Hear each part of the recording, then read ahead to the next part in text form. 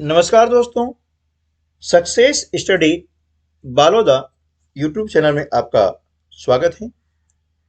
आज के इस वीडियो में हम national means cum merit scholarship exam यानी NMMS की तैयारी के लिए मेंटल एबिलिटी यानी मानसिक योग्यता के प्रश्नों की जो सीरीज हम चला रहे हैं उस सीरीज के अंतर्गत यह 43वां वीडियो है। इसके पहले हम आपको 42 वीडियो उपलब्ध करवा चुके हैं जिसमें विभिन्न प्रकार के प्रश्नों का समावेश किया गया है। यदि आप ये सारी वीडियो देख लेते हैं तो परीक्षा में आपको मेंटल एबिलिटी के प्रश्नों को हल करने में बहुत ही सुविधा होने वाली है। तो चलिए शुरू करते हैं हम आज का वीडियो और सीख लेते हैं कुछ नया। देखिए, मेंटल एबिलिटी यानी रीजनिंग है ना, या तर्क शक्ति परीक्षण, इसे कई नामों से जाना जाता है। ठीक है ना। तो ये प्रश्न हर प्रकार की प्रतियोगी परीक्षाओं में पूछे जाते हैं और ये सबके लिए महत्वपूर्ण होते हैं।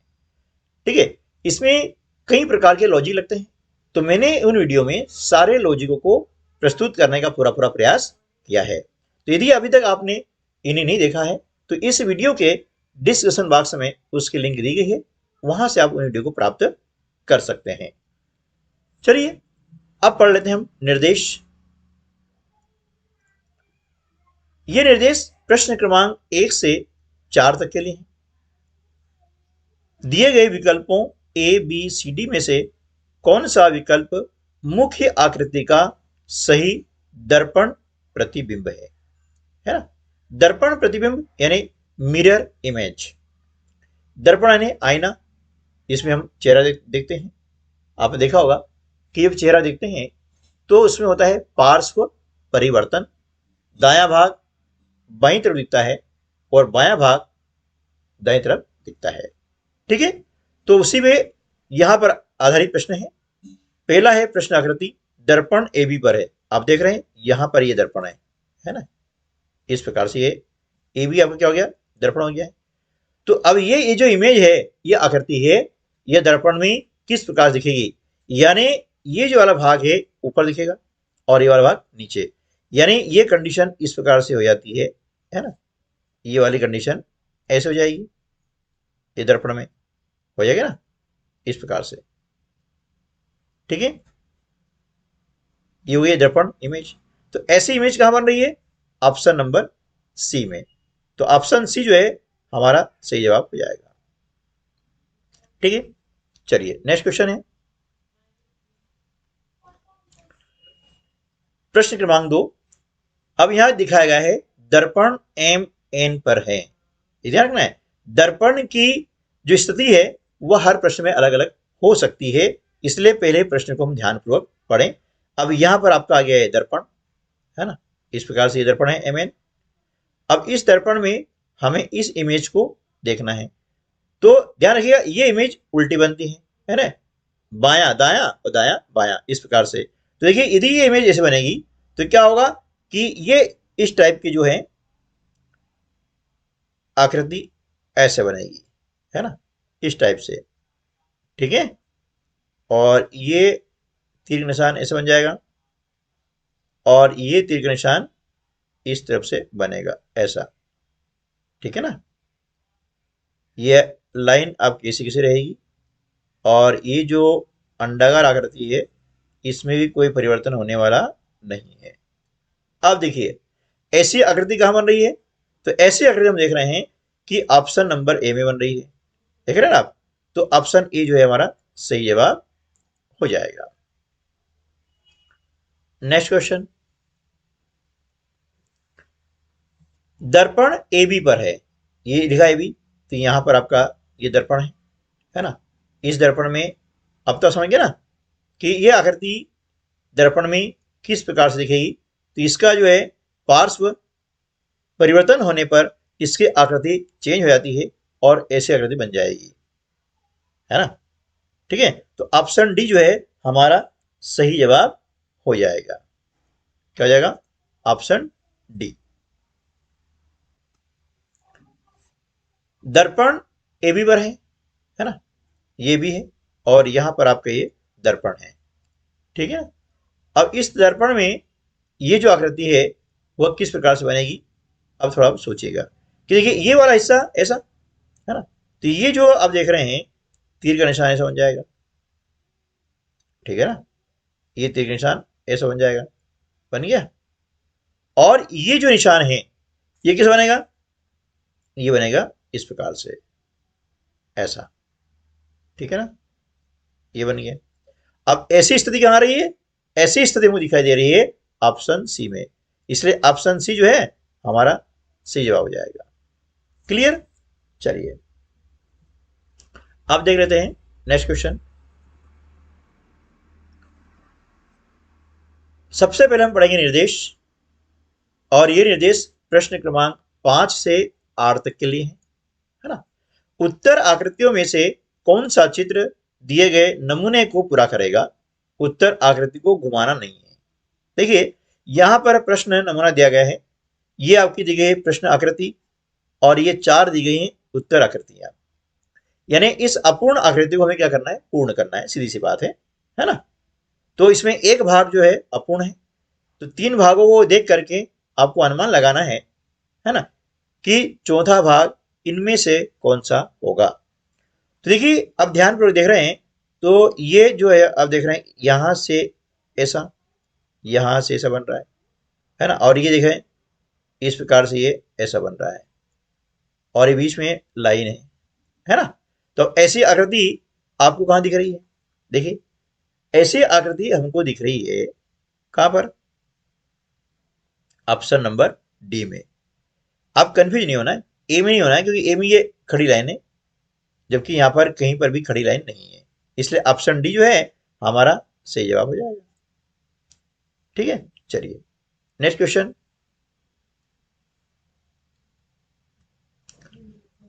प्रश्न क्रमांक 6, यहां पर एक भाग दिया है और इस प्रकार से ये आकृति आपको दी गई है और काले डॉट दिए गए हैं, है ना। तो ये यहां पर आपका कौन सा आकृति आएगी, इन चारों में से यहां पर आएगी आकृति सी। ठीक है ना, क्या आएगी, आकृति सी आएगी। Next question. अब देखिए इस आकृति को ध्यानपूर्वक देखना है ना, बहुत सरल है। अब देखिए ये जो है यहां पर छोटा सा बना है वर्ग इस प्रकार का, ये है ना, और ये आप देख रहे हैं पूरी लाइन यहां से यहां तक खींची गई है ना, ये यहां से यहां तक पूरी लाइन खींची गई है ना, और एक लाइन यहां से यहां तक खींची गई है, और एक लाइन यहां से यहां तक खींची गई है। आप देखिए ये आकृति कैसे बन रही है, ऐसी ही आकृति कहां दिख रही है हमें, ऑप्शन नंबर बी में दिख रही है। देखिए तो ऑप्शन बी है हमारा सही जवाब हो जाएगा। Next question. अब देखिए यहां पर कि ये वाला भाग यहां दिखाई दे रहा है, ये वाला यहां दिखाई दे रहा है, यानी क्या होगा, ये दर्पण में दिखाई दे रही है। तो इसी प्रकार से ये वाला भाग यहां दिखाई देगा और ये वाला भाग यहां दिखाई देगा। ये कंडीशन कहां आ रही है, ऑप्शन सी में आ रही है, इसलिए ऑप्शन सी जो है हमारा सही जवाब हो जाएगा। Next question.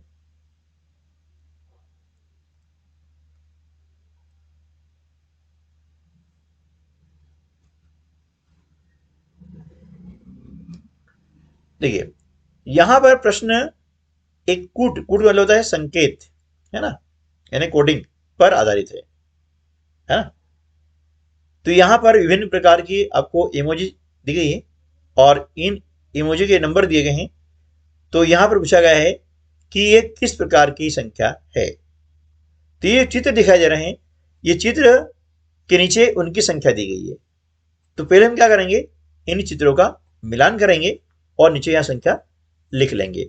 तो आप देख रहे हैं ये चित्र ये यहां पर है, सेम अंक कौन सा है, 7, ये हमने लिखा 7। ठीक है ना, यह चित्र देखिए कहां पर दिख रहा है, तो यह चित्र हमें दिख रहा है 3 नंबर पर, ये हमने लिखा 3। ठीक है, अब देखें यह वाला चित्र कहां पर है, ये हमें दिख रहा है 6 पर, ये लिखा हमने 6।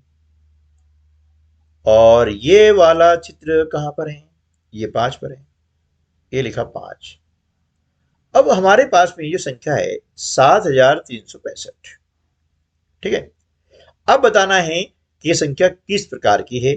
सम है, 3 से भाज्य है, अभाज्य है, या 7 से भाज्य है। तो यह सम तो है नहीं, क्योंकि इसके इकाई स्थान पर 5 है और 5 होता है इसम, है ना। सम के लिए क्या चाहिए, इकाई स्थान होना चाहिए 2, 4, 6, 8 या फिर 0। इनमें से कोई भी एक अंक होगा तो ये संख्या होती है सम। कहां पर, इकाई के स्थान पर। तो सम तो है नहीं, यानी ये ऑप्शन हमारा हो नहीं सकता है। फिर क्या बोला, 3 से भाज्य। हाँ, चेक करना पड़ेगा। अब 3 से कोई संख्या भाज्य है या नहीं है ना, पूर्ण रूप से विभाजित होती है या नहीं होती है, उसके लिए हम क्या करेंगे, इसके अंकों को हम जोड़ लेते हैं। क्या करते हैं, अंकों को जोड़ते हैं। जोड़ लीजिए, 7 और 3 10, 10 और 6 16, 16 और 5 21। अब इन अंकों के जोड़ में हम क्या करते हैं, 3 का लगाते हैं भाग, है ना। तो 3 7 21, यानी पूरा पूरा भाग जा रहा है। या यूं कहें कि 21 3 के भाड़े में संख्या आ रही है, सीधी सी बात है। तो यह संख्या जो है कौन सी, 7365, यह 3 से विभाज्य है। विभाज्य बोले, भाज्य बोले, या पूर्णतः विभाजित बोले, सबका मतलब एक ही होता है। इसलिए, है ना, ये संख्या क्या होगी, 3 से विभाज्य है, यानी ऑप्शन बी जो है हमारा सही जवाब हो जाएगा। क्लियर। चलिए नेक्स्ट क्वेश्चन देख लेते हैं। प्रश्न क्रमांक 10 से 13 तक के लिए नीचे दिए गए प्रत्येक प्रश्न में 4 शब्द या समूह दिए गए हैं। एक शब्द या समूह शेष 3 शब्द या समूह से किसी दृष्टि से भिन्न है। इन्हें कोई ना कोई कारण है भिन्न होने का। तो आपको करना क्या है कि भिन्न शब्द या समूह क्या है ये बताना है। भिन्न यानी असमान कह सकते हैं, असमान भी है, या विषम पद कह सकते हैं, या ऑड वन। इन सब का मतलब एक ही होता है ना। तो अलग अलग वर्षों परीक्षा में अलग अलग शब्दांश का उपयोग किया जाता है। तो हमें इन सारे शब्दों का मतलब समझना जरूरी होता है ताकि कोई गलती न हो। तो चलिए अब देखते हैं प्रश्न क्रमांक 10। इसमें आपको 4 शब्द दिए गए हैं, ए घी, बी पनीर, सी दही और डी दूध। ठीक है, अब देखिए किन तीनों में एक न एक समानता है, लेकिन चौथा पद ऐसा है जिसमें किसी भी दृष्टि से भिन्न है। तो यह ऑप्शन क्या है, ए आ जाएगा, घी। क्योंकि अब देखिए दूध से दही बनता है, सामान्य प्रक्रिया होती है। दूध से पनीर बनता है, ये भी सामान्य प्रक्रिया है। लेकिन दही के बाद में उसको मथना पड़ता है, वो मथने के बाद में प्राप्त होता है मक्खन, और मक्खन को तपाना पड़ता है, और तपाने के बाद में आता है घी। ठीक है ना, यानी इसकी डायरेक्ट प्रक्रिया नहीं है। इसलिए क्या हुआ, ये घी जो है इन तीनों से अलग हो गया है। ठीक है ना, इस प्रकार से इसमें लॉजिक काम करेगा। अगला प्रश्न, प्रश्न नंबर 11। यहां आपको दिया गया है केरल, कर्नाटक, तमिलनाडु और जम्मू। तो यहां पर सही ऑप्शन क्या है आपका, आ जाएगा जम्मू, यानी ऑप्शन सी जो है आपका सही जवाब हो जाएगा। क्यों कि केरल, कर्नाटक और तमिलनाडु ये तीनों राज्य का नाम है ना, जबकि जम्मू राज्य का नाम नहीं है। ठीक है ना। अगला प्रश्न है, आपको दिया गया है C D F G. Option B में दिया है ए बी सी डी, सी में एच आई जे के और डी में ई एफ जी एच। इन चारों में से एक भिन्न है। अब देखिए इन तीनों में देखिए समानता, क्योंकि इसमें जो लेटर्स आ रहे हैं वे कंटिन्यू आ रहे हैं एक के बाद एक, जैसे ए बी सी डी, फिर एच आई जे के, ई एफ जी एच। लेकिन यहाँ सी डी और यहाँ ई क्या है, गायब है ना।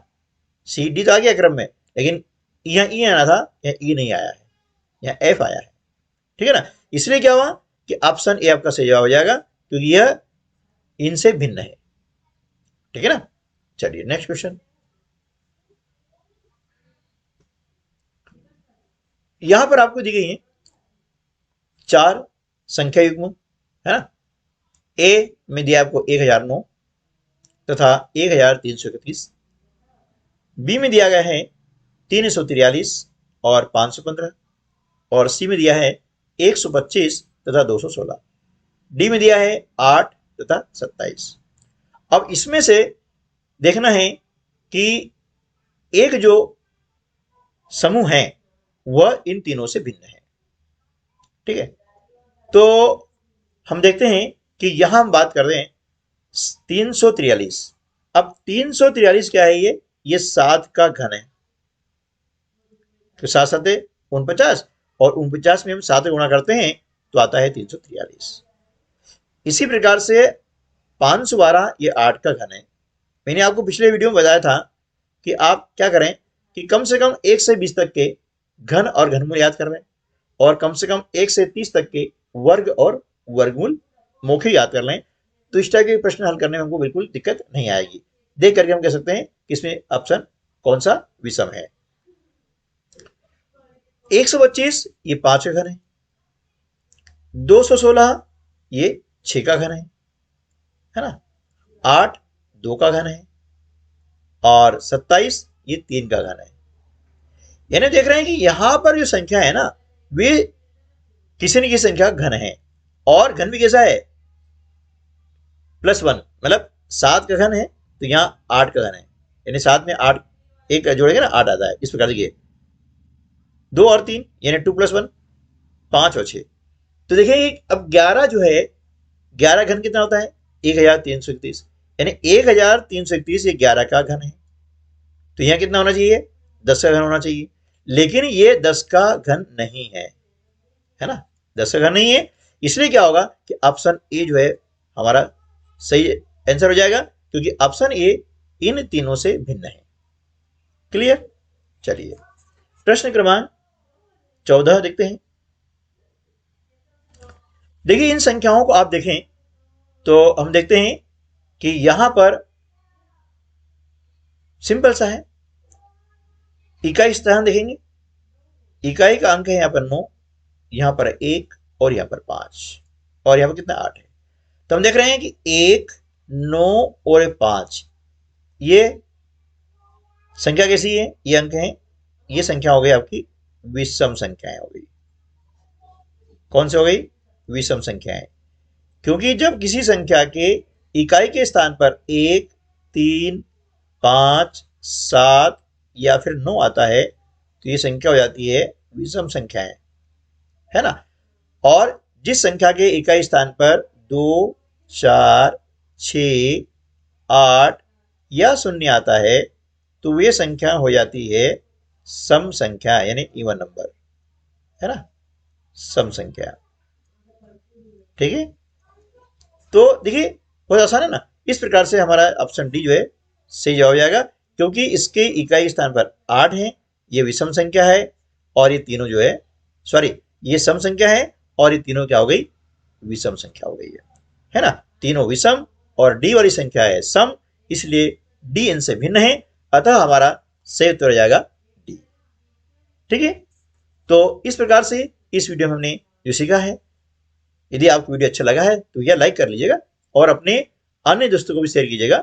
चैनल पर यदि पहली बार आ रहे हैं तो चैनल को सब्सक्राइब कर लें, ताकि ऐसे हेल्पफुल वीडियो आपको हमेशा मिलते रहें। तो थैंक्स फॉर वॉचिंग, मिलते हैं अगली वीडियो में ऐसे कुछ और नए प्रश्नों के साथ में।